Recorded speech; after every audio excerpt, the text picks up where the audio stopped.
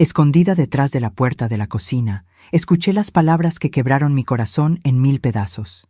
Ya me cansé de cuidar a esta vieja, Carmen. Solo da trabajo y no contribuye con nada. Era la voz de mi hijo Francisco, el niño que yo cargué en brazos, que enseñé a caminar, que protegí de todos los peligros del mundo. Estoy completamente de acuerdo, respondió mi nuera Carmen con ese tono frío que ya conocía tan bien. Mi mamá ya me dijo que hay lugar en el asilo de la colonia. Solo es cuestión de firmar los papeles. Sentí que me temblaron las piernas y mi corazón se aceleró. Durante 72 años de vida, nunca me había sentido tan pequeña, tan innecesaria, tan desechable. Regresé silenciosamente a mi cuarto, cerré la puerta y me senté en la orilla de la cama, donde había puesto algunos recuerdos de mi difunto esposo Roberto. Miré las paredes decoradas con fotos de la familia, todas sonrientes, todas fingiendo un amor que al parecer nunca existió de verdad. ¿Cómo había llegado hasta aquí? ¿Cómo la mujer que crió a Francisco sola después de quedarme viuda, que trabajó en 2 casas para pagar sus estudios, que celebró cada logro suyo como si fuera mi propia victoria, se había convertido apenas en una carga a desechar? Las lágrimas empezaron a rodar por mi rostro mientras recordaba todas las señales que había ignorado, los suspiros impacientes cuando yo hacía una pregunta, las miradas de irritación cuando necesitaba ayuda, la forma como bajaban la voz cuando yo entraba a la sala. Me llamo María Guadalupe Morales, tengo 72 años y toda mi vida la dediqué a mi familia. Nací en un pueblito de Jalisco, donde aprendí desde niña que las mujeres existimos para servir y sacrificarnos por los demás. Cuando me casé con Roberto hace casi 50 años, pensé que había encontrado mi lugar en el mundo. Él era un hombre bueno, trabajador, que me amaba y me respetaba. Juntos construimos una vida sencilla pero llena de amor. Cuando nació Francisco, sentí que mi corazón se llenaba de una felicidad que jamás había conocido. Era el bebé más hermoso del mundo, y yo estaba dispuesta a darle todo. Roberto trabajaba como mecánico en un taller del centro de Guadalajara y yo me quedaba en casa cuidando a Francisco. Aunque a veces el dinero escaseaba, éramos felices. Los domingos íbamos al parque, comprábamos raspados de fresa para Francisco y paseábamos viendo a las palomas mientras él corría entre los árboles. Esas eran las épocas doradas de mi vida, cuando todavía creía que el amor familiar era para siempre. Todo cambió cuando Francisco cumplió 15 años y Roberto murió de un infarto fulminante en el taller. De un día para otro, me quedé sola con un adolescente rebelde y sin ningún ingreso. Tuve que conseguir trabajo de inmediato y como no tenía estudios más allá de la primaria, lo único que pude encontrar fue trabajo doméstico. Durante años trabajé en 2 casas, por las mañanas en casa de la familia Hernández en la Colonia del Valle y por las tardes en casa de la familia García en Polanco. Me levantaba a las 5 de la mañana, preparaba el desayuno para Francisco, tomaba 2 camiones para llegar a mi primer trabajo y regresaba a casa pasadas las 8 de la noche, muerta de cansancio. Francisco era un buen estudiante, pero después de la muerte de su papá se volvió distante y rebelde. Muchas veces llegaba tarde a casa, a veces olía a alcohol, y cuando yo le preguntaba dónde había estado, me contestaba con groserías. «Tú no eres mi papá, no tienes derecho a controlarme», me decía con una frialdad que me partía el alma. Pero yo entendía su dolor, su confusión, y seguía luchando por él. Usé todos mis ahorros para pagarle la universidad. Vendí las pocas joyas que tenía, trabajé dobles turnos cuando fue necesario. Todo para que él tuviera un futuro mejor del que yo pude tener. Cuando Francisco se graduó de ingeniero, me sentí la mujer más orgullosa del mundo. Todo el sacrificio había valido la pena. Él consiguió un buen trabajo en una empresa constructora. Se casó con Carmen, una muchacha de buena familia que estudió administración, y compraron una casa bonita en la colonia Narvarte. Yo seguí viviendo en nuestro departamentito de la colonia Doctores, trabajando como siempre, pero feliz de ver a mi hijo triunfar. Los primeros años de su matrimonio fueron tranquilos. Francisco y Carmen me visitaban cada domingo. Cenábamos juntos y yo me sentía parte de su nueva familia. Cuando nació mi nieto Miguel, mi corazón se llenó de una alegría que no había sentido desde que nació Francisco. Ese bebé hermoso era mi segunda oportunidad de ser feliz, de sentirme necesaria y amada.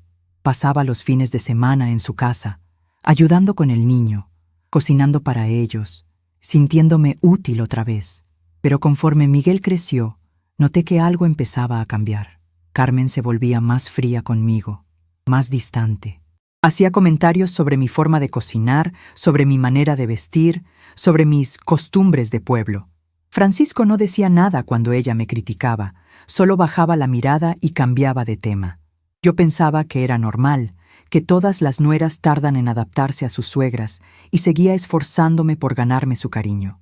Hace 5 años, cuando Roberto murió después de vivir 10 años más de lo que los doctores habían predicho debido a su diabetes, me quedé completamente sola. El departamento se sentía enorme y vacío sin él. Francisco me visitó al día siguiente del funeral y me propuso mudarme a vivir con ellos. «Mamá, no puedes quedarte sola. No es seguro. Aquí vas a tener compañía, vas a poder ayudar con Miguel, va a ser mejor para todos». Sus palabras sonaron como amor y cuidado. En ese momento, vendí todo lo que había construido con Roberto. Nuestro departamentito de 2 recámaras, nuestros muebles viejitos, hasta las plantas que yo cuidaba con tanto cariño. El dinero de la venta fue invertido en mejoras para la casa de Francisco. Una cochera techada, muebles nuevos para la sala, un coche mejor. Yo contribuí con 60,000 pesos que nunca más fueron mencionados. Al principio, vivir con ellos parecía una buena idea. Tenía mi propio cuartito, pequeño pero cómodo, y me sentía útil ayudando con Miguel y con los quehaceres de la casa. Pero poco a poco empecé a darme cuenta de que no era una invitada querida, sino una empleada doméstica que trabajaba gratis.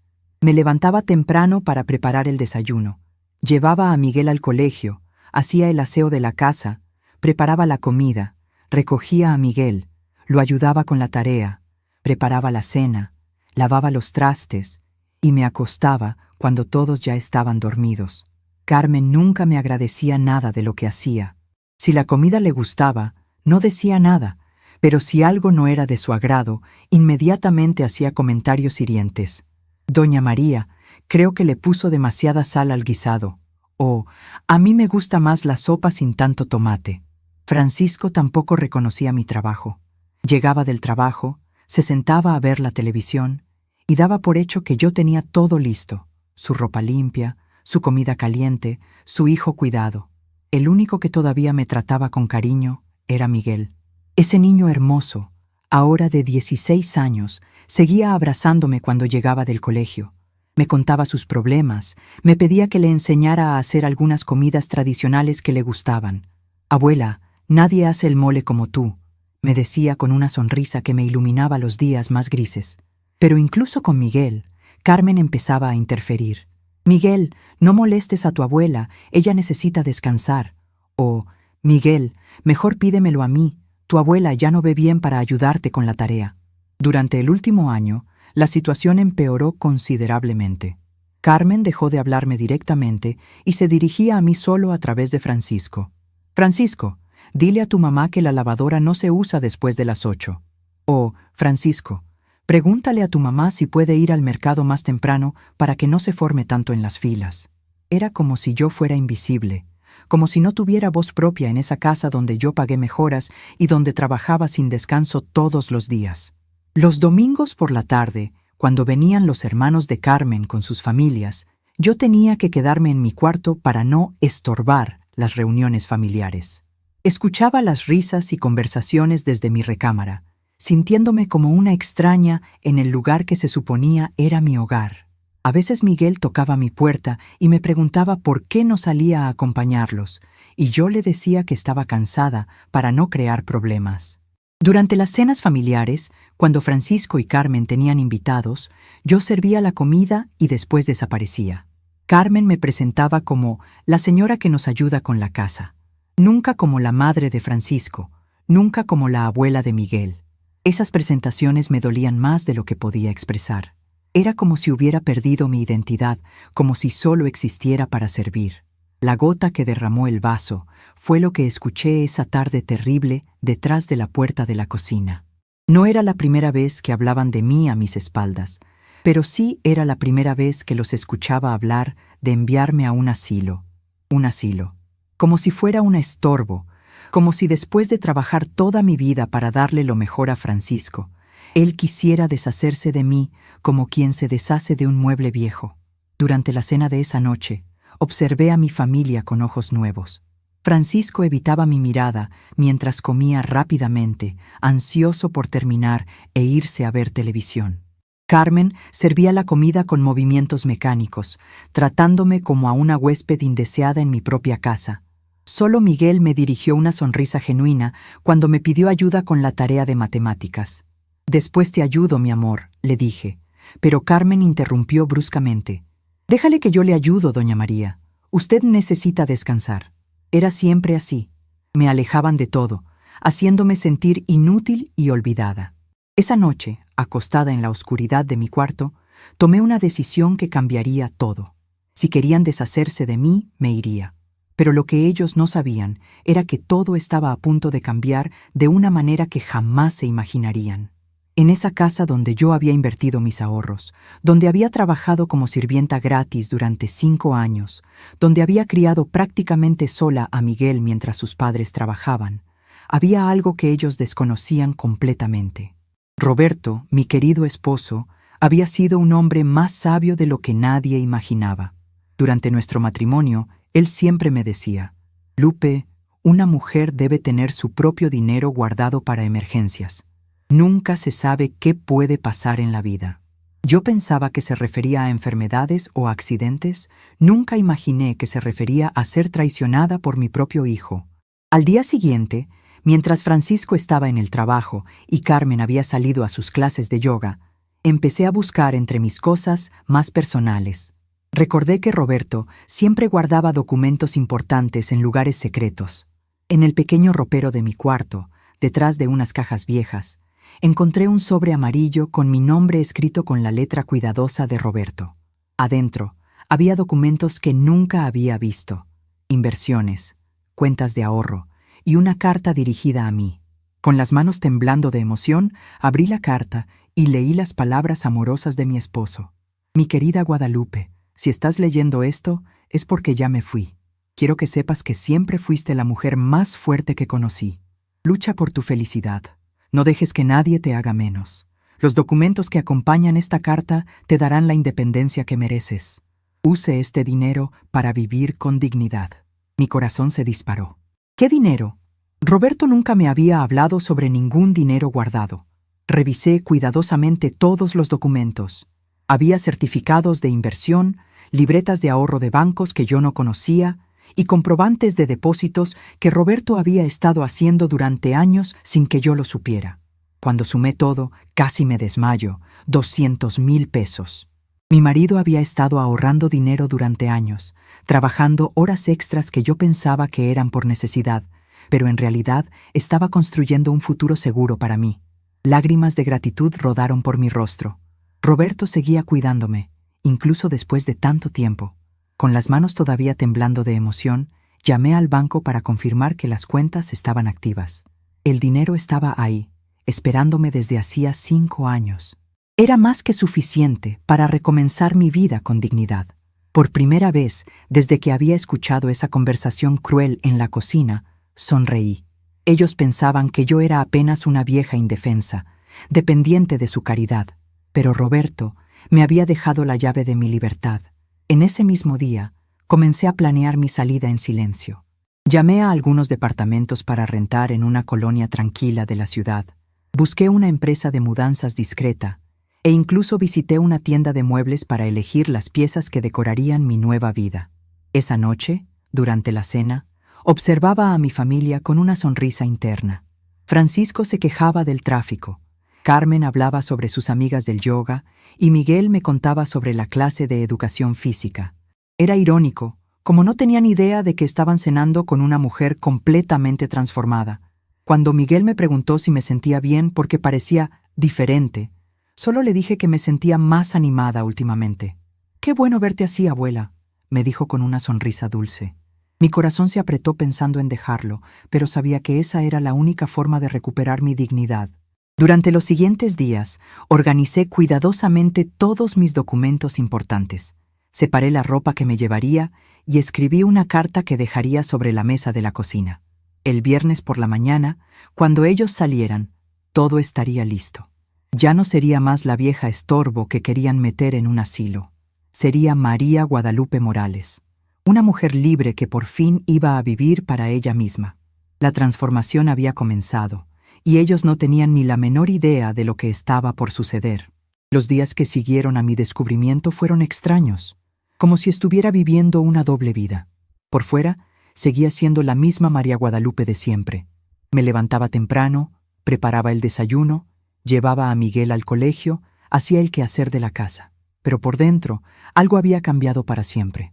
Cada vez que Francisco me hablaba con indiferencia o Carmen me daba órdenes como si fuera su sirvienta, yo sonreía por dentro, sabiendo que pronto todo eso terminaría.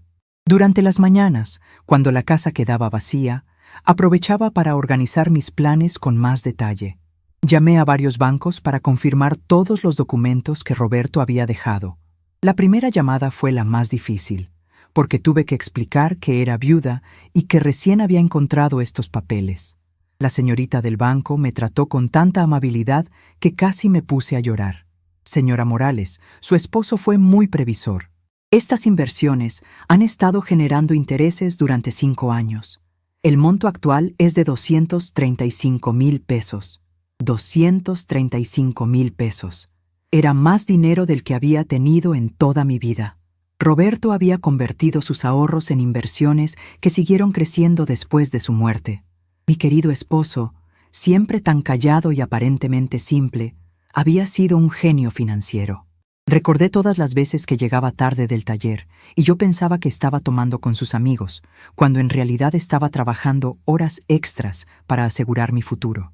Esa tarde, mientras esperaba a que Miguel regresara del colegio, me senté en mi pequeño cuarto y comencé a recordar cómo había llegado hasta ahí. No siempre había sido la mujer sumisa que toleraba humillaciones. Hubo una época en mi vida donde yo era fuerte, decidida, donde nadie se atrevía a tratarme mal. Cuando era joven, antes de casarme con Roberto, trabajé en una fábrica textil en Guadalajara. Era dura, levantarme a las 5 de la mañana para llegar puntual, trabajar 10 horas seguidas manejando máquinas pesadas. Pero me sentía orgullosa de ganar mi propio dinero. Mis compañeras de trabajo me respetaban porque nunca me dejé maltratar por los supervisores. Una vez, el jefe de turno, un hombre grosero llamado Rodolfo, trató de tocarme de manera inapropiada mientras revisaba mi máquina. Sin pensarlo 2 veces, le di una cachetada tan fuerte que se escuchó por toda la nave industrial. «A mí nadie me falta al respeto», le grité enfrente de todos los trabajadores. «Soy una señorita decente y exijo que me trate como tal». El hombre se quedó tan sorprendido que no supo qué decir. Al día siguiente, fue él quien me pidió disculpas, porque sabía que yo podía reportarlo con el gerente general. Esa era la María Guadalupe de antes, una mujer que no se dejaba pisotear por nadie. ¿Cuándo había perdido esa fuerza? ¿En qué momento me había convertido en una mujer que agachaba la cabeza y aceptaba cualquier trato? Creo que comenzó cuando me casé. Roberto era un hombre bueno, pero venía de una familia muy tradicional, donde las mujeres no opinaban sobre nada importante. Su madre, doña Esperanza, me enseñó desde el primer día de matrimonio cuál era mi lugar: servir a mi esposo, tener hijos, mantener la casa limpia y nunca, nunca contradecir al hombre de la casa. «Guadalupe», me decía doña Esperanza, con esa voz autoritaria que me daba miedo. «Una mujer casada debe ser como la sombra de su marido, siempre presente, pero nunca estorbando». Yo era tan joven, tan ingenua, que pensé que esa era la forma correcta de ser esposa. Poco a poco fui guardando mis opiniones, bajando la voz, pidiendo perdón por cosas que no eran mi culpa. Cuando nació Francisco, pensé que recuperaría mi fuerza a través de la maternidad. Ese bebé hermoso era mío, solo mío, y nadie podría decirme cómo criarlo. Pero estaba equivocada. Doña Esperanza también tenía opiniones sobre cómo debía educar a mi hijo. «Los niños necesitan mano dura, Guadalupe. Si lo consientes mucho, va a crecer débil». Roberto apoyaba a su madre en todo, así que nuevamente tuve que callar mis instintos maternos y seguir las reglas de otros. Durante los primeros años de Francisco, yo era como una máquina de cuidados. Lo alimentaba, lo bañaba, lo vestía, lo llevaba al doctor, Pero las decisiones importantes sobre su educación las tomaban Roberto y su madre. Cuando Francisco empezó la escuela, yo quería llevarlo todos los días, conocer a sus maestros, participar en las juntas de padres. Pero doña Esperanza me convenció de que eso era mimar demasiado al niño, y Roberto estuvo de acuerdo. Poco a poco me fui convirtiendo en una espectadora de la vida de mi propio hijo. Francisco crecía, aprendía, tomaba decisiones, pero yo solo estaba ahí para servirle, nunca para aconsejarlo o guiarlo. Cuando cumplió 10 años y empezó a tratarme con indiferencia, yo pensé que era normal, que así eran los niños cuando crecían. Nadie me dijo que un hijo puede crecer y seguir amando y respetando a su madre. La muerte de Roberto cambió todo, pero no de la manera que yo esperaba. Pensé que finalmente podría tomar decisiones sobre mi vida y la de Francisco. Pero para ese momento, yo ya había perdido la costumbre de ser fuerte. Francisco, a los 15 años, se había convertido en una versión joven de su padre, autoritario, indiferente, acostumbrado a que yo existiera solo para servirle. Durante esos años difíciles, cuando trabajé en 2 casas para mantenerlo estudiando, Francisco nunca me agradeció. Llegaba a casa y esperaba encontrar su comida caliente, su ropa limpia, y no le importaba que yo estuviera muerta de cansancio. Los fines de semana, mientras yo lavaba, planchaba y cocinaba para toda la semana, él salía con sus amigos sin preguntarme si necesitaba ayuda. «Mamá, ¿dónde está mi camisa azul?», me gritaba desde su cuarto, sin moverse de la cama. «Mamá, se acabó la leche», me informaba, pero nunca se ofrecía a ir a comprarla. Yo corría a atender todas sus demandas porque pensaba que era mi obligación, que así debían ser las madres, sacrificarse sin límites por sus hijos. Cuando se graduó de la universidad, tuve una esperanza secreta de que las cosas cambiarían. Pensé que Francisco finalmente reconocería todo lo que había hecho por él, que me trataría con el respeto que merecía una madre que se había partido en 2 para darle educación. Pero en lugar de gratitud, recibí más indiferencia. El día de su graduación, yo había ahorrado durante meses para comprarle un regalo especial, una pluma de oro con sus iniciales grabadas. Cuando se la di, él apenas la miró y dijo: «Gracias, mamá», sin ninguna emoción, como quien recibe un objeto cualquiera. Esa noche, en el restaurante donde celebramos, Francisco pasó toda la cena hablando con sus amigos universitarios sobre sus planes futuros, y ni una sola vez mencionó mi nombre o reconoció mi sacrificio. Sus amigos hablaban de sus familias con cariño. «Mi papá me va a ayudar a poner un negocio. Mi mamá me consiguió una entrevista de trabajo con su compadre». Pero Francisco hablaba como si hubiera llegado a la universidad por arte de magia, como si nadie hubiera trabajado doble turno para pagar sus colegiaturas. Cuando conoció a Carmen, yo pensé que finalmente tendría una hija. Carmen era bonita, educada, venía de buena familia y al principio parecía simpática conmigo. Pero desde la primera visita que hizo a nuestro departamento, noté que miraba todo con cierto desdén. Nuestra casita modesta, nuestros muebles viejitos, mi forma de hablar sin estudios universitarios, todo le parecía inferior. «Señora Guadalupe», me decía con una sonrisa falsa, «¿usted siempre ha vivido aquí?». La pregunta sonaba inocente, pero el tono implicaba algo más. ¿Cómo es posible que una persona viva en un lugar tan humilde? Yo le contaba con orgullo cómo Roberto y yo habíamos comprado ese departamento con nuestros ahorros, cómo habíamos pintado cada pared con nuestras propias manos, pero Carmen solo asentía sin real interés. Durante el noviazgo, Francisco cambió conmigo. Antes, por lo menos llegaba a casa y me contaba cómo le había ido en el trabajo. Pero después de conocer a Carmen, empezó a llegar tarde, a comer rápido y encerrarse en su cuarto a hablar por teléfono con ella.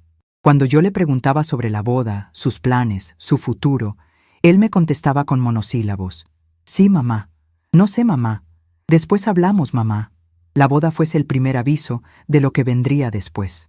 Carmen y su familia organizaron todo sin consultarme nada. Yo solo era la madre del novio, mi opinión no importaba. El día de la boda me senté sola en la mesa familiar porque todos los parientes de Carmen tenían sus propios grupos y nadie se molestó en incluirme en las conversaciones. Durante la ceremonia, cuando el padre preguntó: «¿Quién entrega a esta mujer?», el papá de Carmen se levantó orgulloso. Pero cuando preguntó, ¿quién entrega a este hombre?, Francisco simplemente asintió, sin mirarme, sin reconocer que yo era quien lo había criado, quien lo había entregado a la vida después de años de sacrificio. Esa noche, en mi departamento vacío, lloré como no había llorado desde la muerte de Roberto. Francisco se había ido para siempre y yo había quedado sola, sin propósito, sin razón de existir. Todos esos años trabajando para él, soñando con su éxito, viviendo para su felicidad, y al final él se fue sin voltear atrás. Los primeros meses de casado, Francisco me visitaba esporádicamente. Llegaba con Carmen, pero las visitas eran incómodas y cortas. Carmen se quedaba sentada revisando su teléfono mientras Francisco y yo hablábamos, y cada pocos minutos miraba su reloj con impaciencia. Era obvio que estar en mi casa le molestaba. «Francisco, ya se nos hizo tarde», le decía Carmen después de apenas una hora de visita. «Recuerda que tenemos que pasar a casa de mis papás». Y Francisco obedecía inmediatamente, sin preguntarme si necesitaba algo, sin mostrar ningún interés en pasar más tiempo conmigo. Cuando nació Miguel, sentí que mi corazón volvía a latir. Ese bebé hermoso era mi segunda oportunidad de ser importante para alguien. Durante sus primeros meses, Francisco y Carmen me necesitaban porque no tenían experiencia cuidando bebés. Yo pasaba días enteros en su casa, enseñándoles a bañarlo, a alimentarlo, a calmarlo cuando lloraba. «Suegra, usted sí sabe cómo hacer que se duerma», me decía Carmen con cierta admiración. Por primera vez en años me sentí valorada, necesaria, importante. Miguel se calmaba en mis brazos como nunca lo hacía con sus padres, y yo me sentía orgullosa de mi experiencia maternal. Pero conforme Miguel creció y se volvió más independiente, Carmen comenzó a alejarme. Ya no necesitaba mis consejos sobre crianza. Ya no requería que me quedara a cuidarlo. Las visitas se volvieron cada vez más espaciadas, y cuando yo llamaba para preguntar por Miguel, Carmen siempre tenía una excusa. Está durmiendo, está haciendo tarea, está viendo televisión y no quiere que lo molesten. Durante esos años de soledad en mi departamento, desarrollé una rutina triste pero predecible. Me levantaba, desayunaba sola, veía un poco de televisión, hacía un quehacer innecesario, comía sola, dormía una siesta, cenaba sola y me acostaba temprano. Los fines de semana eran los peores, porque veía familias enteras caminando por la calle, abuelos con sus nietos en los parques, y yo no tenía a nadie. Llamaba a Francisco todas las semanas, pero las conversaciones eran cada vez más frías y cortas. «Hola, mamá, ¿cómo estás?» «Bien, hijo. ¿Cómo está Miguel?» «Bien, creciendo mucho». «¿Y Carmen?» «También bien, trabajando mucho. ¿Podrían venir a visitarme este fin de semana?» «Vamos a ver, mamá. Tenemos muchos compromisos». Y así terminaba la llamada, con promesas que nunca se cumplían. La muerte de Roberto fue el golpe final a mi soledad. Durante sus últimos años, aunque ya estaba muy enfermo por la diabetes, él era mi única compañía real. Hablábamos por las tardes, veíamos juntos las telenovelas. Él me contaba historias de su trabajo en el taller. Cuando murió, perdí no solo a mi esposo, sino al único ser humano que todavía me trataba con cariño. El día del funeral, Francisco estuvo presente, pero distante. Carmen llegó tarde, se disculpó diciendo que había tenido problemas con la niñera, pero yo sabía que simplemente no consideraba importante estar ahí para acompañarme en mi dolor. Miguel, que entonces tenía 11 años, fue el único que me abrazó y me dijo: «Abuela, voy a extrañar mucho al abuelo Roberto». Después del funeral, Francisco me llevó a su casa por primera vez en meses. «Mamá, no puede quedarse sola esta noche», me dijo con una consideración que no había mostrado en años. Esa noche, acostada en el cuarto de huéspedes, escuché a Francisco y Carmen hablar en voz baja sobre qué hacer conmigo. «No puede vivir sola, está muy mayor», decía Francisco. «Sí, pero tampoco podemos tenerla aquí permanentemente», respondía Carmen. «Es temporal, hasta que se acostumbre a estar sin Roberto». En ese momento, no entendí que estaban negociando mi futuro como si fuera un objeto, no una persona. Al día siguiente, Francisco me propuso mudarme definitivamente a su casa. En ese momento de dolor y confusión, la propuesta me sonó como una bendición. Finalmente iba a tener familia cerca, iba a poder ser abuela de tiempo completo, iba a tener un propósito otra vez. No imaginé que estaba aceptando convertirme en sirvienta gratuita de mi propia familia. Los primeros meses en casa de Francisco fueron una luna de miel. Miguel estaba feliz de tenerme cerca. Carmen parecía agradecer mi ayuda con los quehaceres, y Francisco se mostraba más cariñoso de lo que había sido en años. Pero gradualmente las cosas cambiaron. Mi ayuda dejó de ser apreciada y se convirtió en una obligación esperada. Ahora, sentada en mi cuarto después de haber descubierto el regalo póstumo de Roberto, me daba cuenta de que había pasado los últimos 5 años de mi vida tratando de ganarme un amor que nunca iba a recibir. Francisco y Carmen no me veían como familia, me veían como empleada doméstica. Miguel era el único que realmente me quería, pero incluso con él, Carmen estaba empezando a crear distancia. Esa noche, durante la cena, observé a mi familia con nuevos ojos. Francisco comía mecánicamente mientras revisaba su teléfono. Carmen hacía comentarios superficiales sobre su día de trabajo. Miguel me contaba sobre un proyecto escolar con entusiasmo, pero cuando Carmen le dijo que no molestara a su abuela con cosas de niños, él se calló inmediatamente. «Miguel», le dije firmemente, «a mí me interesa todo lo que quieras contarme». Carmen me miró con sorpresa por mi tono decidido, pero no dijo nada. Francisco levantó la mirada del teléfono por un momento, extrañado por mi actitud diferente. Después de la cena, mientras lavaba los trastes, tomé una decisión. Ya no iba a ser la María Guadalupe sumisa que aceptaba cualquier trato. Iba a recuperar la fuerza que había tenido cuando era joven, cuando nadie se atrevía a faltarme al respeto. Roberto me había dado los medios para ser independiente, y yo no iba a desperdiciar esa oportunidad. Al día siguiente comenzaría a organizar mi nueva vida. Una vida donde yo fuera la protagonista, no la sombra de otros. Una vida donde mis opiniones importaran, donde mi tiempo fuera valorado, donde mis sentimientos fueran respetados. Después de 72 años, finalmente iba a vivir para mí misma. Al día siguiente me levanté antes del amanecer con una sensación extraña en el pecho. Por primera vez en años, no era ansiedad o tristeza lo que sentía al despertar. Era determinación. Una fuerza que no había experimentado desde mis días en la fábrica textil, cuando defendí mi dignidad frente a ese supervisor abusivo. Mientras preparaba el café en la cocina silenciosa, con Francisco y Carmen todavía durmiendo, comencé a planear cada detalle de mi nueva vida. La primera llamada que hice fue al banco donde Roberto había invertido el dinero. Hablé con el licenciado Martín Espinosa, el gerente de inversiones, quien me explicó con mucha paciencia todo el proceso para acceder a mis fondos. Señora Morales, su esposo fue muy inteligente con estas inversiones. No solo conservó el capital, sino que lo hizo crecer considerablemente. ¿Qué planes tiene para este dinero? Quiero usarlo para ser independiente, le dije con una firmeza que me sorprendió a mí misma. Quiero rentar un departamento, comprar mis propios muebles y vivir con dignidad. El licenciado Espinosa me felicitó por la decisión y me explicó que podía disponer del dinero de manera gradual, manteniendo una parte en inversiones para que siguiera generando intereses. Después de colgar, me senté en mi pequeño cuarto y comencé a hacer listas de todo lo que necesitaba. No era solo cuestión de empacar mis cosas e irme. Tenía que encontrar el lugar perfecto, organizar la mudanza, comprar lo esencial y, sobre todo, hacerlo todo sin que Francisco y Carmen se dieran cuenta hasta el último momento. Durante el desayuno, observé cuidadosamente a mi familia. Francisco comía sus huevos con chorizo mientras leía las noticias en su teléfono. Carmen revisaba su agenda de trabajo mientras tomaba su jugo de naranja. Miguel terminaba rápidamente para no llegar tarde al colegio. Era la rutina perfecta. Cada uno en su mundo, nadie prestándome verdadera atención. Perfecto para mis planes. Después de que salieron, comencé mi búsqueda de departamento.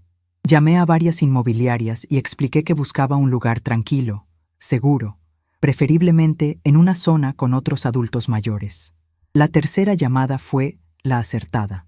La señora Leticia Ramírez, de Inmobiliaria San Rafael, me habló de un conjunto habitacional especialmente diseñado para personas de la tercera edad. Señora Morales, tengo exactamente lo que está buscando. Es un departamento de 2 recámaras en la Colonia del Valle, en un edificio con servicios especiales para adultos mayores. Hay enfermería las 24 horas, actividades recreativas, un jardín precioso y lo mejor de todo, una comunidad muy unida de personas en su misma situación. Esa misma mañana tomé un taxi y fui a conocer el lugar. El edificio era hermoso, 4 pisos, fachada blanca con detalles en cantera, rodeado de jardines bien cuidados. En el vestíbulo me recibió la señora Leticia, una mujer de unos 50 años, con una sonrisa genuina que me tranquilizó inmediatamente. Señora Morales, qué gusto conocerla en persona. Venga, le voy a enseñar el departamento que tengo disponible. Subimos al segundo piso en un elevador amplio y limpio. Cuando abrió la puerta del departamento 204, mi corazón se llenó de alegría. Era pequeño pero acogedor. Una sala comedor con ventana grande que daba al jardín, una cocina integral perfecta para una persona, una recámara principal con armario espacioso y una recámara más pequeña que podría usar como estudio. El departamento está completamente remodelado, explicó la señora Leticia. Los pisos son de cerámica antiderrapante para evitar accidentes. Hay barras de apoyo en el baño y la cocina tiene todos los servicios incluidos. El mantenimiento cubre agua, gas, vigilancia las 24 horas y actividades recreativas. Desde la ventana de la sala podía ver el jardín del edificio, donde varias personas de mi edad caminaban tranquilamente. Algunas jugaban dominó bajo una palapa, otras tejían sentadas en bancas cómodas. Era exactamente lo que había soñado sin saberlo. Un lugar donde podría ser yo misma sin tener que servir a nadie. ¿Cuánto es la renta mensual?, pregunté, preparándome para una cantidad que tal vez no podría pagar. Son 8,000 pesos mensuales, todo incluido. Solo necesitaríamos primer mes, último mes y un depósito equivalente a un mes de renta. 24,000 pesos para empezar. Con el dinero de Roberto, podía pagar un año completo sin problemas. Me quedo con el departamento, le dije sin dudarlo. La señora Leticia sonrió sorprendida por mi decisión tan rápida. ¿No quiere consultarlo con su familia? No, respondí firmemente. Esta decisión es solo mía. Firmamos el contrato preliminar esa misma tarde y acordamos que el lunes siguiente firmaríamos los papeles definitivos y me entregarían las llaves. Regresé a casa de Francisco con una energía que no había sentido en años. Durante el trayecto en taxi, planifiqué cada detalle de mi mudanza. Tenía que ser rápida y silenciosa. No quería confrontaciones dramáticas ni súplicas que pudieran hacerme dudar. Simplemente me iría, como un pájaro que recupera su libertad. Esa noche, durante la cena, Francisco y Carmen discutían sobre las vacaciones de fin de año. Querían irse a Acapulco con unos amigos, pero no sabían qué hacer conmigo. «No podemos dejarla sola aquí una semana entera», decía Francisco. «Pues tampoco podemos llevarla, ya sabes cómo se pone en los viajes largos», respondía Carmen. Hablaban de mí como si no estuviera presente, como si fuera una mascota problemática que no sabían dónde dejar. Miguel, que había estado callado durante toda la conversación, finalmente habló. ¿Por qué no le preguntan a la abuela qué quiere hacer? Francisco y Carmen se quedaron callados, sorprendidos por la observación de su hijo. «Abuela», me dijo Miguel volteando hacia mí, ¿tú qué quieres hacer en las vacaciones? Por un momento consideré contarles todo, revelar mis planes, explicarles que pronto no tendrían que preocuparse por mí. Pero decidí mantener el silencio un poco más. «Lo que ustedes decidan está bien, mi amor», le respondí a Miguel con una sonrisa. Pero por dentro pensaba, para cuando lleguen esas vacaciones, yo ya estaré viviendo mi propia vida en mi propio hogar. Los siguientes días los dediqué a organizar secretamente todos los detalles de mi mudanza. Por las mañanas, cuando Francisco y Carmen salían a trabajar y Miguel iba al colegio, yo salía a hacer mis diligencias. Visité tiendas de muebles para elegir lo esencial: una cama cómoda, un comedor pequeño, un sofá acogedor, un refrigerador nuevo, una televisión moderna. En Mueblería La Guadalupana encontré exactamente lo que necesitaba. El vendedor, un señor mayor llamado don Aurelio, me trató con mucho respeto y paciencia. «Señora, para un departamento pequeño le recomiendo este juego de sala. Es cómodo pero no ocupa mucho espacio. Y esta mesa de comedor es perfecta para 4 personas, por si recibe visitas». Visitas. La palabra me emocionó. En mi nueva vida, yo decidiría a quién invitar y cuándo. Ya no sería la anfitriona obligada que servía a gente que no la valoraba. «Perfecto, don Aurelio». ¿Pueden entregármelo el próximo martes? Por supuesto, señora. ¿A qué dirección? Le di la dirección de mi nuevo departamento y sentí una alegría inmensa al pronunciarla en voz alta por primera vez. También contraté una empresa de mudanzas pequeña para que llevara mis pertenencias personales. No eran muchas cosas. Mi ropa, algunas fotos familiares, los libros de recetas que había coleccionado durante años y la caja con los recuerdos de Roberto. Todo lo demás se quedaría en casa de Francisco, porque no eran realmente míos, sino objetos que había usado durante mi estancia temporal en su hogar. El domingo por la noche, escribí la carta que dejaría sobre la mesa de la cocina. Quería que fuera clara, pero no cruel, firme, pero no vengativa.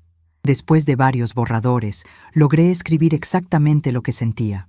Francisco y Carmen, he decidido que es momento de seguir mi propio camino. Ustedes ya no tendrán que preocuparse por cuidar a esta vieja. Estaré bien. Tengan la seguridad de eso. No traten de buscarme. Esta fue mi decisión y estoy en paz con ella. Díganle a Miguel que su abuela lo ama mucho y que algún día entenderá. Gracias por estos años. María Guadalupe. La carta era simple, directa, sin reproches, pero también sin súplicas. No les pedía comprensión ni perdón. Simplemente les informaba de una decisión ya tomada. El lunes muy temprano, mientras todos dormían, llamé por teléfono a la señora Leticia para confirmar que todo estaba listo para firmar el contrato. Buenos días, señora Morales. Tengo excelentes noticias. El departamento está completamente listo, limpio y desinfectado. ¿A qué hora le gustaría venir a firmar los papeles? ¿Podría ser a las 10 de la mañana? Perfecto. La esperamos en la oficina a las 10 en punto. Después llamé a la empresa de mudanzas para confirmar que pasarían por mis cosas a las 2 de la tarde. Todo estaba coordinado perfectamente. Durante el desayuno familiar, observé cada detalle con una nostalgia extraña. Era la última vez que prepararía huevos rancheros para Francisco, la última vez que empaciaría el almuerzo escolar de Miguel, la última vez que serviría café a Carmen. Pero no era una nostalgia triste, sino liberadora. Después de tantos años sirviendo a otros, finalmente iba a servirme a mí misma. Francisco se fue al trabajo como siempre, sin despedirse propiamente. Carmen salió corriendo porque llegaba tarde a una junta importante. Miguel me dio un beso en la frente antes de irse al colegio, como hacía todas las mañanas. Nos vemos en la tarde, abuela. ¿Podrías ayudarme con mi proyecto de historia? Claro que sí, mi amor, le respondí, sabiendo que sería otra persona quien lo ayudaría. A las 9:30 tomé un taxi hacia la oficina de la inmobiliaria. Llevaba en mi bolsa todos los documentos necesarios y el dinero en efectivo para pagar los primeros meses de renta. Durante el trayecto, miré por la ventana las calles de la Ciudad de México y pensé en todas las veces que había caminado por esas mismas calles sintiéndome invisible, innecesaria, como una carga para el mundo. La firma del contrato fue emocionante. La señora Leticia me explicó cada cláusula, me entregó las llaves de mi nueva vida y me acompañó hasta el departamento para hacer la entrega oficial. Señora Morales, quiero felicitarla por tomar esta decisión. He visto muchos casos de personas que se quedan en situaciones incómodas por miedo al cambio, pero usted tuvo el valor de buscar su propia felicidad. Sus palabras me emocionaron hasta las lágrimas. Muchas gracias, señora Leticia. Por primera vez en años, siento que estoy haciendo algo por mí misma. Y apenas está comenzando, señora. Aquí tiene una vida nueva esperándola. Cuando entré sola a mi departamento vacío, me quedé parada en el centro de la sala y respiré profundo. El silencio era diferente al silencio de casa de Francisco. Allá era el silencio de la invisibilidad, de la no importancia. Aquí era el silencio de la paz, de la libertad, de las posibilidades infinitas. A las 12 del día llegaron los muebles nuevos. Don Aurelio vino personalmente a supervisar la entrega. Señora Morales, ¿cómo quiere que acomodemos todo? Por primera vez en décadas, alguien me preguntaba mi opinión sobre algo importante. El sofá frente a la ventana para que pueda ver el jardín. La mesa aquí, cerca de la cocina, la televisión en esa pared. Cada decisión era completamente mía. Mientras los trabajadores acomodaban los muebles, yo abría las ventanas y dejaba que entrara el aire fresco. Mi departamento comenzaba a tomar forma, a convertirse en mi hogar. No el hogar donde yo era tolerada, sino el hogar donde yo era la dueña absoluta. A las 2 en punto, llegó el camión de mudanzas a casa de Francisco. Los trabajadores fueron muy eficientes y discretos.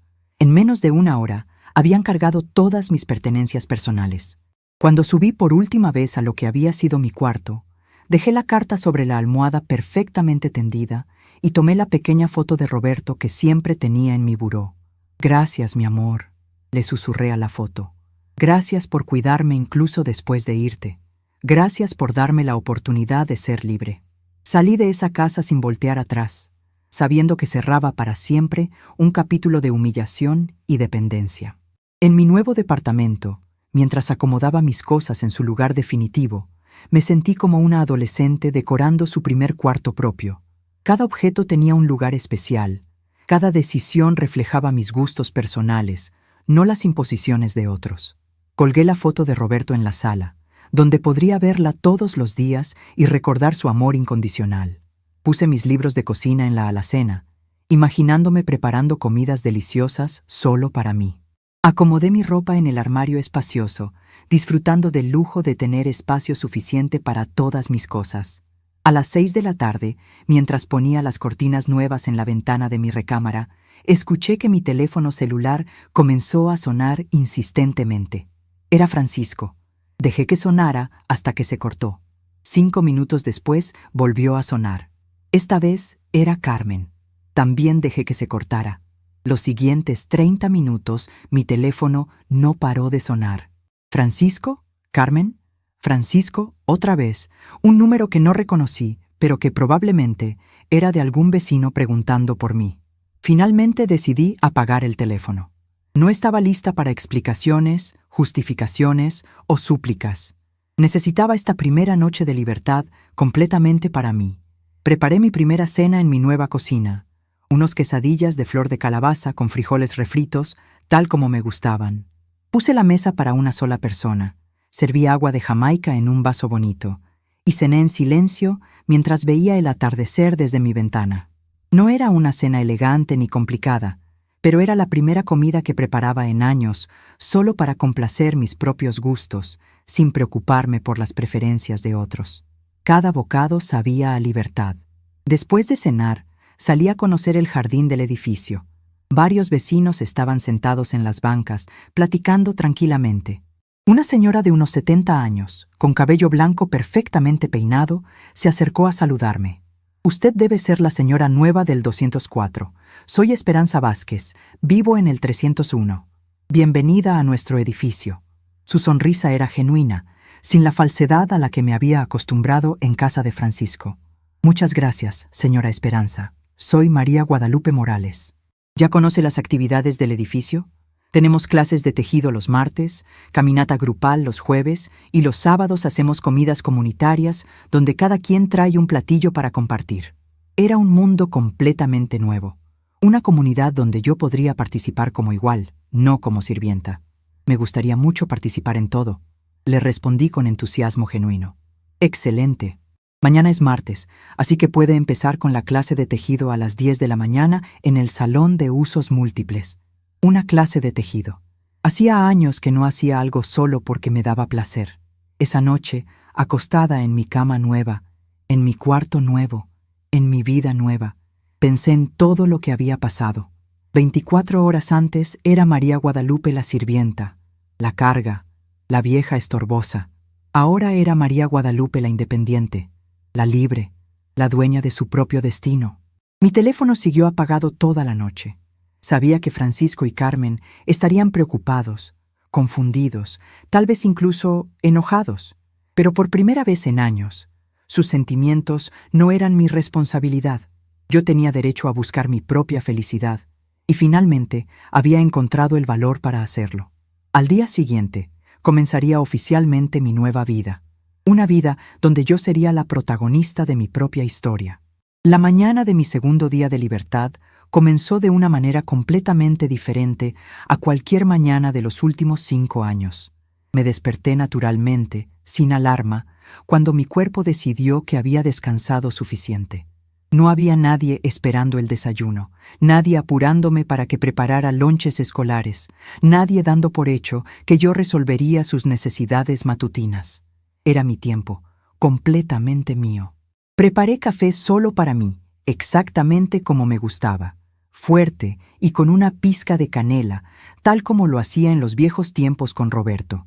Me senté en mi pequeño comedor junto a la ventana que daba al jardín del edificio, y por primera vez en años desayuné con tranquilidad, viendo a mis nuevos vecinos caminar entre las flores y alimentar a los pájaros que visitaban el lugar cada mañana. Mi teléfono seguía apagado desde la noche anterior. Sabía que encenderlo significaría enfrentar la realidad de mi decisión, las consecuencias de mi libertad, pero todavía no estaba lista. Necesitaba asentar completamente en mi mente y en mi corazón que esta nueva vida era real, que no era solo un sueño del que despertaría para encontrarme otra vez en mi pequeño cuarto de casa de Francisco. A las 10 en punto, tal como había prometido la señora Esperanza, bajé al salón de usos múltiples para la clase de tejido. El salón era amplio y luminoso, con ventanales grandes que permitían entrar la luz natural. Había unas 15 señoras de diferentes edades, todas mayores de 60 años, sentadas en círculo con sus materiales de trabajo. «María Guadalupe», me saludó doña Esperanza con genuino entusiasmo. «Vengan, les presento a nuestra nueva vecina».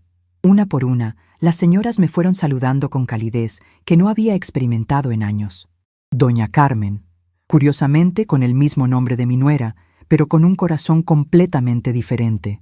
Doña Rosa, Doña Leticia, Doña Socorro, Doña Blanca. Nombres que pronto se volverían familiares, rostros que asociaría con momentos de alegría. ¿Sabe tejer, señora María Guadalupe?, me preguntó doña Rosa, una mujer pequeñita con ojos vivaces y manos que se movían como mariposas entre las agujas. Hace muchos años que no lo hago, pero mi mamá me enseñó cuando era niña. No se preocupe, aquí recordará rapidito. Además, no se trata de hacer cosas perfectas, sino de pasar un rato agradable entre amigas. Amigas. Esa palabra resonó en mi corazón como una campana. ¿Cuándo había sido la última vez que alguien me había llamado amiga? En casa de Francisco yo era la suegra, la abuela, la señora que ayudaba, pero nunca simplemente una amiga. Durante las 2 horas que duró la clase, me sentí parte de algo hermoso. Las señoras conversaban sobre todo, sus familias, sus achaques, sus planes para la semana, recetas de cocina, recuerdos de juventud, pero lo más importante era que todas participaban por igual. Nadie era la sirvienta del grupo. Nadie tenía que callarse mientras otros hablaban. Nadie era invisible. Doña Socorro me contó que ella también había vivido con uno de sus hijos durante varios años después de enviudar. Al principio todo muy bonito, pero poco a poco uno se va convirtiendo en la nana gratis de los nietos y la empleada doméstica de la nuera. Cuando me vine a vivir aquí, mi hijo se enojó mucho. Decía que qué iba a pensar la gente, que yo era muy orgullosa. Pero mire, ya llevo 3 años aquí y soy más feliz de lo que había sido en décadas. Sus palabras me dieron una tranquilidad inmensa. No era la única mujer que había tomado esta decisión difícil. No era una madre desnaturalizada ni una abuela egoísta. Era simplemente una mujer que había elegido vivir con dignidad en lugar de ser tolerada como una carga. Después de la clase de tejido, almorcé en mi departamento. Preparé algo sencillo, una sopa de tortilla con aguacate, exactamente como me gustaba, sin preocuparme por adaptar el sabor a los gustos de otros. Mientras comía, decidí que era momento de enfrentar la realidad. Encendí mi teléfono celular. Inmediatamente comenzaron a llegar mensajes de texto y notificaciones de llamadas perdidas. Tenía 27 llamadas perdidas de Francisco, 15 de Carmen, 3 de números desconocidos y 8 mensajes de WhatsApp. Mi corazón se aceleró un poco, pero respiré profundo y decidí revisar los mensajes primero. Los primeros mensajes de Francisco eran de confusión. «Mamá, ¿dónde está? No encontramos su carta hasta la noche. Mamá, por favor conteste. Estamos preocupados. Mamá, Miguel está muy triste, no entiende por qué se fue». Los mensajes de Carmen eran diferentes, más fríos. «Señora María, necesitamos hablar. Esto no puede quedar así». ¿Dónde está Miguel? Dice que puede buscarla en Google Maps, pero no sabemos su dirección. Esto es muy inmaduro de su parte. El último mensaje era de Francisco, enviado apenas 1 hora antes. Mamá, encontré a un investigador privado que puede localizarla. Por favor, llámeme antes de que tengamos que tomar medidas extremas. ¿Medidas extremas? ¿Un investigador privado? La soberbia de esa amenaza me molestó profundamente. Ni siquiera después de haberme ido se daban cuenta de que yo tenía derecho a tomar mis propias decisiones. Seguían tratándome como una propiedad extraviada que había que recuperar. Decidí llamar a Francisco directamente. Sonó apenas 2 veces antes de que contestara. Mamá, ¿dónde está? Hemos estado buscándola por toda la ciudad. Carmen no ha dormido. Miguel ha llorado toda la noche. ¿Cómo pudo hacernos esto? Su tono era de reproche, no de preocupación genuina. Era el tono de alguien que regaña a un niño travieso, no de un hijo que se preocupa por su madre. Buenos días, Francisco. Estoy bien, como les dije en mi carta. ¿Cómo va a estar bien? Usted no puede vivir sola. Usted no tiene dinero. Usted no conoce la ciudad. Dígame dónde está, y vamos por usted inmediatamente. La condescendencia en su voz me confirmó que había tomado la decisión correcta. Francisco, tengo 72 años. No soy una niña perdida. Sé perfectamente bien cuidarme sola. Tengo dinero suficiente para vivir con dignidad. Y conozco esta ciudad mejor que tú, que apenas tienes 45 años. El silencio del otro lado del teléfono me indicó que mi respuesta lo había sorprendido. Pero mamá, nosotros la queremos en casa, la extrañamos. Esas palabras, que en otras circunstancias me habrían emocionado hasta las lágrimas, ahora me sonaron vacías y falsas. Francisco, yo los escuché hablar sobre mandarme al asilo. Escuché claramente cómo Carmen decía que ya había lugar disponible y que solo era cuestión de firmar papeles. Otro silencio largo. Finalmente, Francisco suspiró. Mamá, eso fue solo una plática.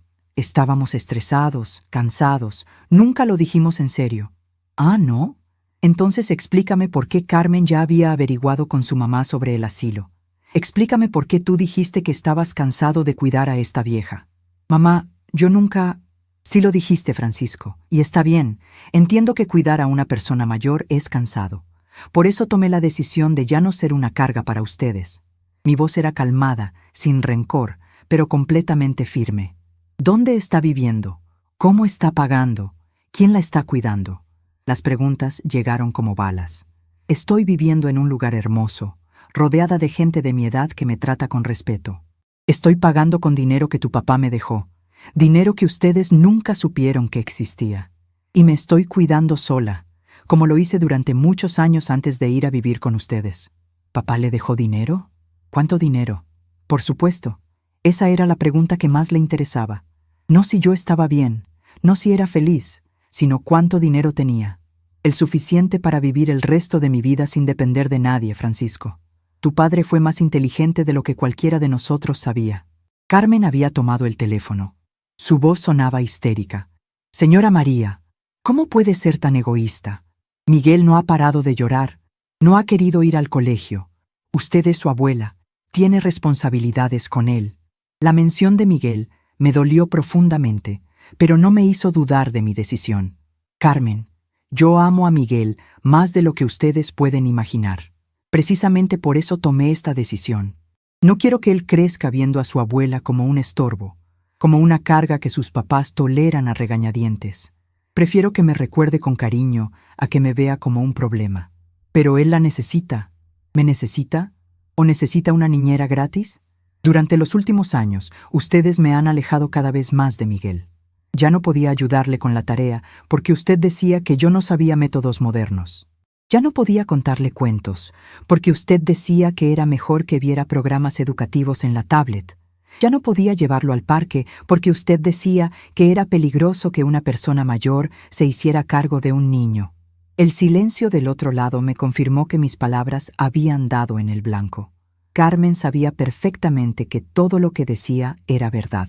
Señora María, venga a casa. Hablamos y solucionamos todo. Podemos llegar a acuerdos. ¿Qué clase de acuerdos, Carmen? ¿Van a dejar de tratarme como sirvienta? ¿Van a empezar a incluirme en las decisiones familiares? ¿Van a pedirme mi opinión sobre las cosas importantes? ¿Van a agradecerme cuando haga algo por ustedes? Cada pregunta era una flecha directa a la conciencia que sabía que no tenían. Francisco volvió a tomar el teléfono. Mamá, dígame su dirección. Quiero ir a verla. No, Francisco, todavía no estoy lista para eso. Cuando yo decida que quiero verlos, yo los llamaré. Esta decisión es mía, y voy a tomarla en mis términos, no en los de ustedes. No puede hacer esto. Somos su familia. Exactamente, Francisco.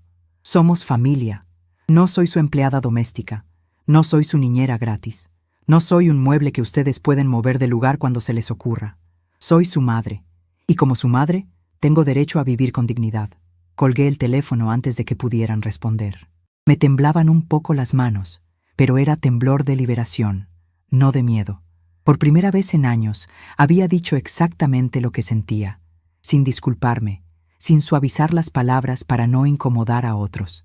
Durante los siguientes días, Francisco y Carmen siguieron llamando, pero cada vez con menos frecuencia. Sus mensajes pasaron de la desesperación a la molestia, y finalmente a una fría resignación. Mamá, esperamos que reconsidere su decisión. Cuando esté lista para comportarse como un adulto responsable, aquí estará su familia. Comportarme como un adulto responsable. La ironía me hizo reír. Durante toda mi vida adulta había sido responsable.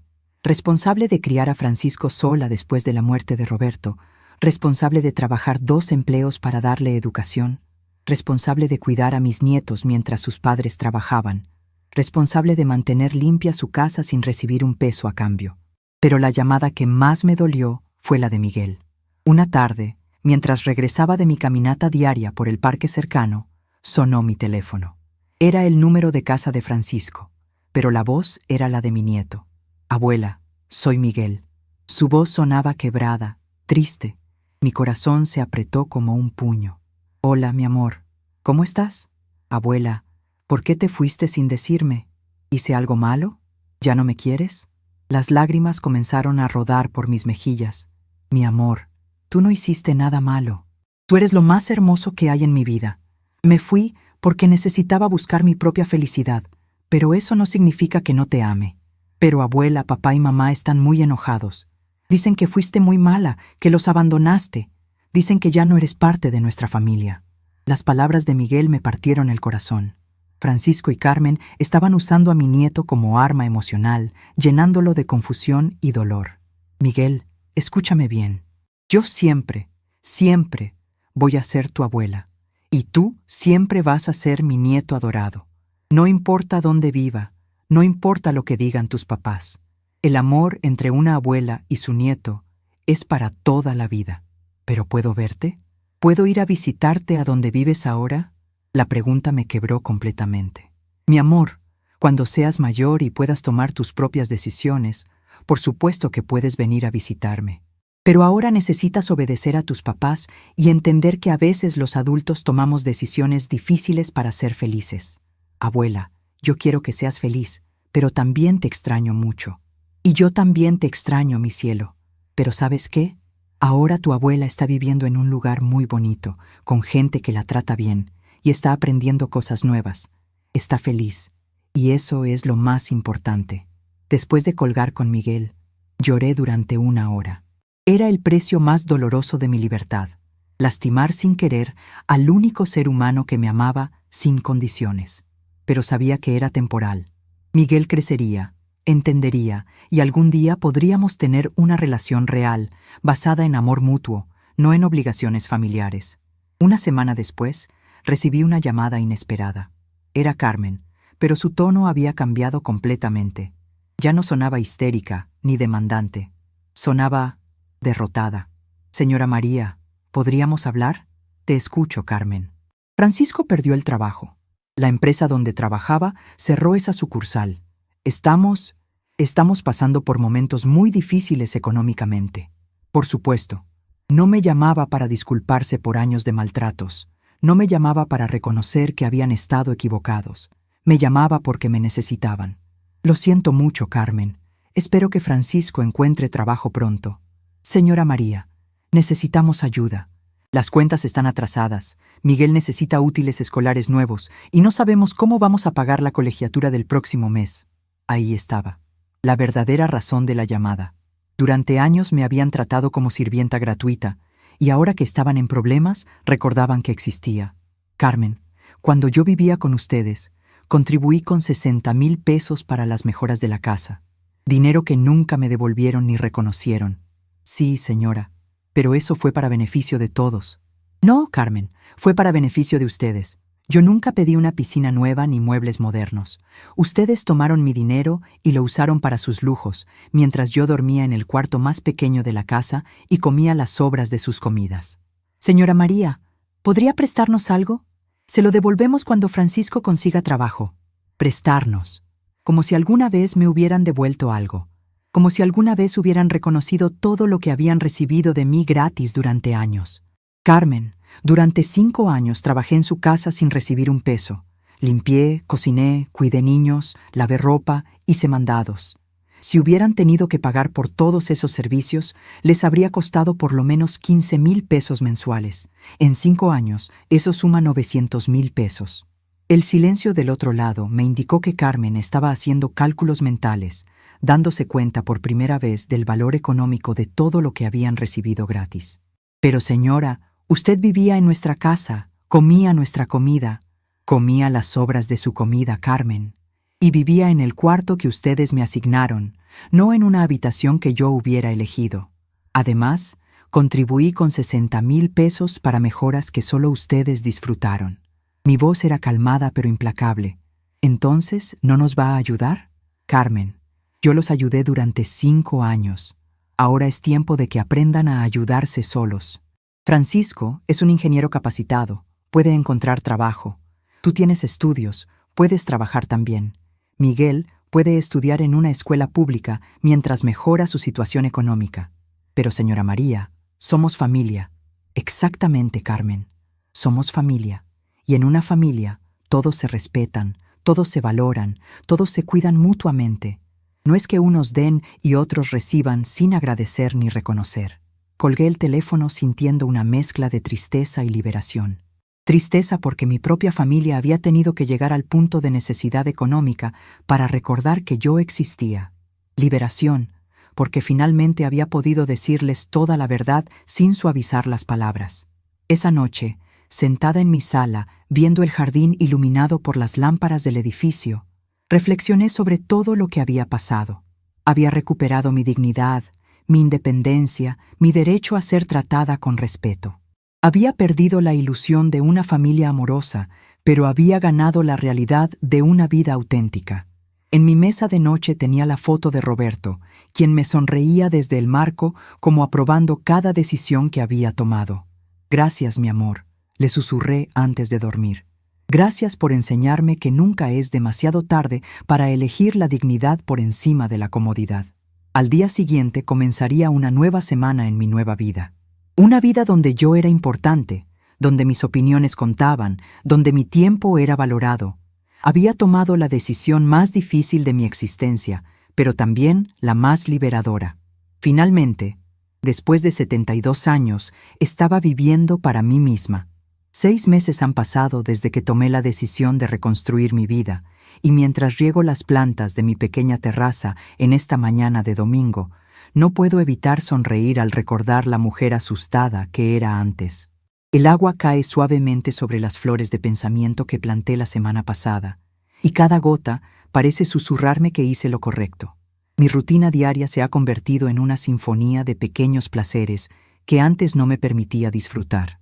Me despierto cuando mi cuerpo lo decide, no cuando las necesidades de otros me obligan. Preparo mi café con canela mientras escucho las noticias de la radio y desayuno tranquilamente viendo a los colibrís que visitan el jardín del edificio. No hay gritos apurando, no hay lonches que preparar para nadie, no hay caras largas esperando ser servidas. Las amigas que he hecho en el edificio se han convertido en la familia que nunca tuve.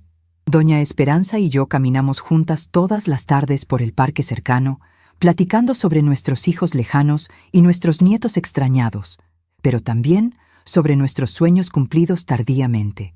Doña Rosa me ha enseñado a tejer bufandas que regalo a las señoras de la portería, y doña Socorro comparte conmigo sus recetas de postres que preparamos para las comidas comunitarias de los sábados. Por las mañanas escribo en un diario que compré la primera semana de mi nueva vida. Escribo sobre mis días, mis sentimientos, mis recuerdos felices con Roberto, y también sobre la paz que he encontrado en la soledad elegida. No es la soledad amarga de sentirse invisible, sino la soledad dulce de quien por fin puede escuchar sus propios pensamientos sin interrupciones. Francisco me llama una vez al mes, siempre con el mismo pretexto. Mamá, solo quería saber cómo está. Pero en su voz ya no hay desesperación ni reproches. Hay una resignación que me duele y me tranquiliza a la vez. Ha encontrado otro trabajo, según me cuenta, aunque paga menos que el anterior. Carmen tuvo que empezar a trabajar tiempo completo para ayudar con los gastos, y ahora Miguel viene de la escuela a una casa vacía donde debe calentar su propia comida y hacer su tarea solo. ¿No extraña estar con su familia, mamá?, me preguntó Francisco en nuestra última conversación. Extraño la idea de lo que pudo haber sido nuestra familia, le respondí con honestidad. Pero no extraño sentirme invisible en mi propia casa. La única conversación que realmente me emociona es la que tengo con Miguel cada 15 días. Él me llama desde el teléfono de su escuela durante el recreo cuando sus padres no pueden escuchar. Abuela, ya entiendo por qué te fuiste, me dijo hace 2 semanas con una madurez que me sorprendió. Papá y mamá estaban acostumbrados a que tú hicieras todo y nunca te daban las gracias. ¿Y cómo te sientes tú, mi amor?, le pregunté, porque su bienestar emocional sigue siendo mi prioridad. Al principio estaba muy enojado contigo, pero ahora que tengo que hacer mis cosas solo, me doy cuenta de todo lo que hacías por nosotros. Y también me doy cuenta de que papá y mamá casi nunca te hablaban bonito. Miguel ha crecido en estos meses, no solo físicamente sino emocionalmente. La ausencia de su abuela servicial le ha enseñado a valorar lo que antes daba por sentado. Abuela, cuando sea mayor y pueda tomar mis propias decisiones, quiero ir a visitarte seguido. Quiero que conozcas a mi novia cuando la tenga. Y quiero que mis hijos te conozcan como la abuela que eligió ser feliz. Sus palabras me llenaron los ojos de lágrimas de alegría. Miguel había entendido el mensaje más importante de mi decisión, que el amor verdadero a veces requiere distancia, que cuidar a alguien no significa tolerar maltrato, que la familia se construye con respeto mutuo, no con obligaciones impuestas. Ayer recibí una carta inesperada. Era de Carmen, pero no era lo que esperaba. No era una súplica pidiendo dinero, ni un reclamo por mi ausencia. Era algo parecido a una disculpa, aunque nunca usó esa palabra específicamente. Señora María, escribía con su letra cuidadosa. He estado reflexionando mucho sobre los años que vivió con nosotros. Miguel me preguntó por qué usted se fue, y cuando traté de explicárselo, me di cuenta de que no tenía una respuesta que no me hiciera quedar mal. Francisco y yo hemos hablado y reconocemos que tal vez no la tratamos como merecía. Sabemos que no podemos deshacer el pasado, pero queremos que sepa que hemos aprendido de esta situación. La carta continuaba explicando cómo habían tenido que reorganizar completamente su vida familiar sin mi presencia. Carmen había tenido que aprender a cocinar comidas complejas porque Miguel se quejaba de que no sabían como las de la abuela. Francisco había tenido que asumir responsabilidades domésticas que nunca había considerado suyas, y ambos habían tenido que enfrentar el hecho de que habían dependido de mí mucho más de lo que jamás habían reconocido. No respondí la carta inmediatamente. La dejé sobre mi mesa de noche durante una semana, releyéndola varias veces, sintiendo emociones contradictorias. Había una parte de mí que se sentía vindicada. Finalmente estaban reconociendo mi valor. Pero también había una parte que sentía tristeza por todo el tiempo perdido, por todos los años en que podríamos haber sido una familia real si hubieran tenido la madurez para tratarme con respeto desde el principio. Finalmente, escribí una respuesta corta pero sincera. Carmen, agradezco tu carta y me da gusto saber que han reflexionado sobre el pasado. Espero que esta experiencia les ayude a construir relaciones más sanas en el futuro. Yo estoy bien, estoy feliz y estoy en paz con mis decisiones. Cuiden mucho a Miguel y díganle que su abuela lo ama. Esta tarde, mientras preparaba agua de Jamaica para acompañar mis quesadillas de flor de calabaza, sonó el timbre de mi departamento. Era doña Esperanza, con una sonrisa misteriosa y una bolsa en las manos. María Guadalupe, vengo a invitarla a una celebración especial. Hoy cumplimos exactamente un año de amistad, ¿se acuerda? Fue un martes cuando usted llegó a su primera clase de tejido. No lo había recordado, pero su gesto me emocionó profundamente. En la bolsa traía ingredientes para hacer un pastel sencillo, y pasamos la tarde cocinando juntas, riendo como niñas, intercambiando historias de nuestras juventudes. ¿Sabe qué es lo más hermoso de nuestra amistad, doña Esperanza? Le pregunté mientras batíamos la mezcla del pastel. ¿Qué, María Guadalupe? Que nacimos libres, sin obligaciones familiares, sin culpas, sin deudas emocionales. Somos amigas porque elegimos serlo, no porque alguien nos haya dicho que tenemos que tolerarnos. Mientras el pastel se cocía en el horno, nos sentamos en mi pequeña sala a tomar té y ver el atardecer por la ventana. El jardín se veía hermoso con las luces encendiéndose gradualmente y otros vecinos comenzaban a salir para su caminata vespertina. María Guadalupe, me dijo doña Esperanza con seriedad, quiero que sepa que usted me ha enseñado algo muy importante este año. ¿Qué cosa? Que nunca es tarde para elegir la dignidad. Yo llevo 3 años viviendo aquí, pero usted llegó y en 6 meses construyó una vida más plena que la que yo había logrado. Me enseñó que no basta con alejarse de donde nos maltratan, sino que hay que construir activamente la felicidad que merecemos. Sus palabras me llegaron al corazón. Sin darme cuenta, mi decisión de cambiar mi vida no solo me había transformado a mí, sino que había inspirado a otros a valorar más su propia dignidad. Cuando doña Esperanza se fue, me quedé sola en mi departamento, pero no me sentí solitaria. Guardé el resto del pastel en el refrigerador, lavé los platos tranquilamente y me senté en mi poltrona favorita con la foto de Roberto en las manos. Mi amor, le susurré a la imagen. Gracias por enseñarme que el verdadero amor no pide sacrificios que destruyan la dignidad. Gracias por darme los medios para ser libre. Y gracias por amarme de una manera que me fortaleció en lugar de disminuirme. Mañana comenzará una nueva semana en mi vida elegida. Seguiré regando mis plantas, tejiendo con mis amigas, caminando por el parque, escribiendo en mi diario y construyendo día a día la felicidad que durante tantos años puse en manos de otros. A veces Francisco, Carmen y Miguel aparecen en mis sueños y despierto con nostalgia por lo que pudo haber sido. Pero después me levanto, abro las cortinas de mi departamento, veo el jardín lleno de vida y recuerdo que elegí la realidad hermosa por encima del sueño doloroso. No sé si algún día volveré a tener una relación cercana con mi familia. Lo que sí sé es que si eso llega a pasar, será en términos de respeto mutuo, no de tolerancia condescendiente. A veces el mayor comienzo es el silencio que una elige mantener.